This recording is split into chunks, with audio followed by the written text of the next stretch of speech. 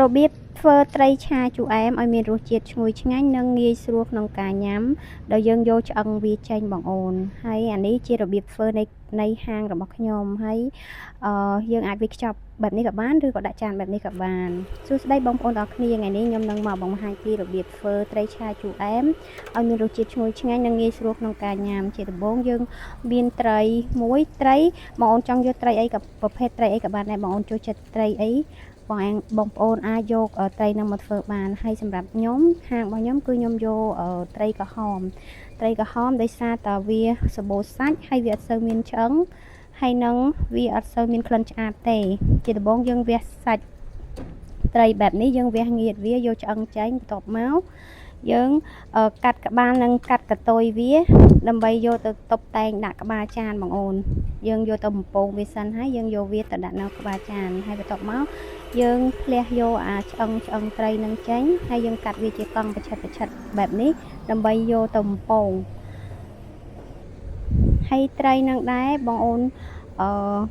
ចង់កាត់ឲ្យវារាងទូជាងនឹងក៏បានធំជាងនឹងក៏បានដែរស្រាប់តែបងប្អូនចូលចិត្តបងប្អូនចូលចិត្តសម្រាប់ខ្ញុំគឺខ្ញុំកាត់មកសមរម្យមិនធំពេកក៏មិនទូចពេកយើងវះត្រីនឹងឲ្យអស់ហើយបន្ទាប់មកយើងយកត្រីនឹងទៅដាក់ក្នុងចង្រែកមួយដើម្បីយកវាទៅប្រឡាក់គ្រឿងយើងប្រើដូចជាស្ករប៊ីចេងរ៉ូឌីហើយនឹងទឹកស្អ៊ីវបន្តិចត្រីហ្នឹងបងអូនដើម្បីយើងយកទៅបំពងវាយើងយកទៅឆាមុនឆាយើងយកវាបំពងសិនណាហើយយើងដាក់គ្រឿងតិចបែបហ្នឹងដើម្បីឲ្យវាមានរសជាតិពេលដែលយើងឆាទៅវាឆ្ងាញ់ហើយយើងដាក់ជាមួយនឹងម្សៅបំពងបងអូនអាចរើសប្រភេទម្សៅបំពងបានបងអូនដាក់ជាប្រភេទម្សៅបំពងបែបម៉េចក៏បានឲ្យតែវាជាម្សៅបំពងយើងយកវាមកប្រឡាក់លាយគ្នាអញ្ចឹងហើយច្បល់វាឲ្យចូលជាតិឲ្យសព្វហើយយើងច្បល់វាប្រហែលជា1នាទីអីចឹងទៅវានឹងសព្វហើយបន្ទាប់មកយើងយកអាក្បាលត្រីដែលយើងកាត់នឹងសម្រាប់ដាក់តែងក្បាលចានហ្នឹងយើងយកវាមកបំពងបងអូនដោយសារមិញខ្លាញ់វាបញ្ញាប់ពេកខ្លាញ់វាអត់ទាន់សូវក្តៅក៏ពិតទៅគឺយើងត្រូវដាក់ខ្លាញ់ឲ្យក្តៅសិនបងអូនដាក់ខ្លាញ់ឲ្យក្តៅហើយក្តៅខ្លាំងហើយចាំយើងដាក់ត្រីចូលដាក់ក្បាលត្រីនឹងចូលហើយចាំយើងបន្ថយភ្លើងវាវិញបន្ទាប់មកយើងបំពងសាច់ត្រីហើយយើងដួសទុកម្ដុំហើយបន្លែខ្ញុំប្រើដូចជាត្រសក់ពេញប៉ោះហើយខ្ទឹមបារាំងម្នាស់ហើយនឹងម្ទេសផ្លោកខ្ញុំប្រើ2ពណ៌ពណ៌ក្រហមហើយនឹងពណ៌ខៀវបងអូនហើយបន្ទាប់មកយើងដាក់ខ្ទះក្តៅដាក់ខ្លាញ់ដាក់ខ្ទឹមបំពងហើយយើងប្រើម្រេចតិចយើងចាក់បន្លែចូលបន្ទាប់មកយើងកូរវាឲ្យសព្វមក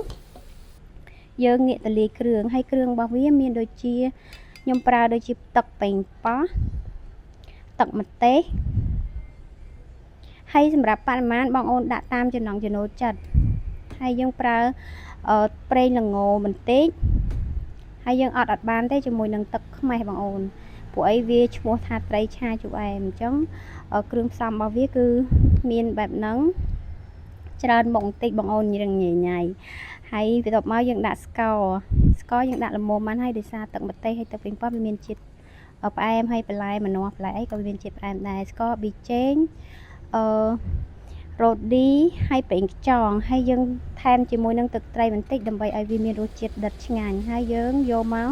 ចាក់វាជាមួយនឹងបន្លែហើយកូរវាម្ដងទៀតបន្ទាប់ពីយើងកូរវាច្បល់វាឲ្យសព្វហើយយើងថែមទឹកចូលបន្តិចដើម្បីឲ្យគ្រឿងនឹងវាលាយហើយបន្លែវាឆ្អិនល្អបងអូនយើងកូរឲ្យបន្លែឆ្អិនល្អហើយ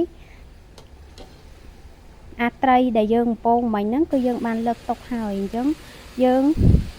កូរវាបន្លែហ្នឹងដាក់គ្រឿងហើយយើងភ្លក់ឲ្យល្មមថាវាឆ្ងាញ់ហើយអូខេហើយយើងចាក់ត្រីចូលបន្ទាប់យើងចាក់ត្រីដែលយើងបានបំពងនឹងចូលបងអូនកុំដាក់វាយូរពេកព្រោះកាលណាដែលយើងដាក់យូរពេកវាធ្វើឲ្យត្រីនឹងបែកអញ្ចឹងវាអត់សូវឆ្ងាញ់ទេវាអត់មានជាតិស្រួយអញ្ចឹងណានេះបងអូនដល់ពេលយើងកូរវាល្មមថាត្រីនឹងវាចូលជាតិជាមួយនឹងទឹកឆាទឹកសោះហ្នឹងហើយយើងយកវាមកដាក់ឆក់ដាក់ប្រអប់យើងអាចលក់បានវិធីហ្នឹងបងអូនអាចយកទៅធ្វើញ៉ាំខ្លួនឯងនៅផ្ទះក៏បានធ្វើលក់ក៏បានបងអូនអរគុណ